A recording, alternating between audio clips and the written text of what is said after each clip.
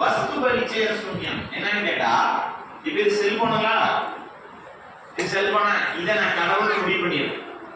அப்ப இந்த மைக் என்ன இல்ல, என்ன இல்ல, கடவுள் இல்லை. ஒரு காலத்துல மைக்கை நான் கடவுள் முடிவு பண்ணிடுறேன். அப்ப இந்த செல்போன் என்ன இல்ல, இந்த வாட்டர் பாட்டில் நான் கடவுள் முடிவு பண்ணிடுறேன். இது ரெண்டு என்ன இல்ல. கொஞ்ச நேரத்துக்கு முன்னாடி தான் சொன்னா எல்லாமே கடவுள். புரியுதுங்களா? எந்த ஒரு பொருளும் கடவுள் ஆக முடியாது. அப்ப கடவுளை என்ன பண்ண வேண்டியது இல்லை, தேட வேண்டியது இல்லை. என்ன பண்ண வேண்டியது இல்லை, தேட வேண்டியது இல்லை. நல்லா புரிஞ்சுக்கோங்க. உங்க கண்ணால வடிவம் இருக்கிறத மாத்திரம் தான் என்ன பண்ண முடியும், பார்க்க முடியும் இல்லையா? கண்ணால வடிவம் உள்ளதுனால தான் பார்க்க முடியும்.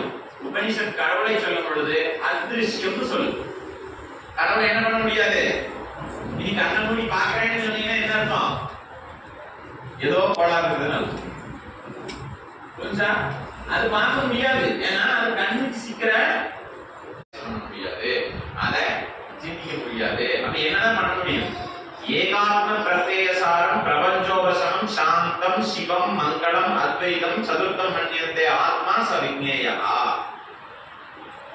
இப்படியும் ஏகாத்ம பிரத்யேசாரம் பிரபஞ்சோபசமம், பிரபஞ்சம் இல்லாமல் ஆகும் பொழுது, அதெல்லாம் இப்ப எப்படின்னு சொல்றேன், பிரபஞ்சம் இல்லாம ஆகுதுன்னா உலகம் அழியும் பொழுது அல்ல, பிரபஞ்சோபசமம் ஆகும் பொழுது சாந்தம்ங்கிற நிலையில் உணரப்படும். சாந்தம் சிவம் ரெண்டு இல்லாத ஒண்ணு வரும்.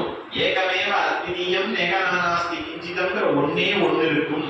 அத்வைதம் சதுர்த்தம் மன்யந்தே, சிவம் அதான் சிவம், மங்களம் அத்வைதம் சதுர்த்தம் மன்யந்தே. சமூகத்திலே மதுவினால் ஏற்படக்கூடிய தீமைகள் என்ன, அதன் மூலமாக நடத்துகின்ற பாதிப்பு என்ன என்று உணர்த்தி முதலில் அதை தவிர்க்க வேண்டும் என்பதாக மக்களுக்கு போதனை செய்தார்கள். பிறகு பிரேயருக்கு